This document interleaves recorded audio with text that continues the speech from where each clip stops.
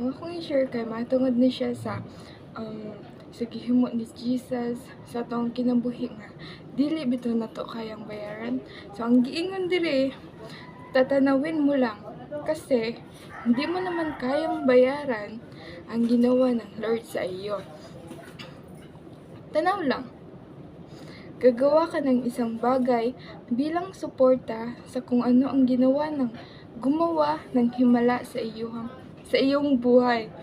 Halimbawa, nilalagnat ang biyenan ni Pedro, pinagaling ni Jesus. Natuwa kaya si Peter? Biyenan pinagaling pa. Mabait naman daw sa manugang. Ang ganda nga ng report ni Mark. Hinawakan ni Jesus ang biyenan ni Simon at itinayo ito.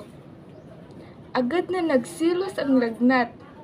Iniwan ang biyenan ni Peter. At ano ang ginawa ng gumaling siya? Immediately, nag-waitress sa mga alagad.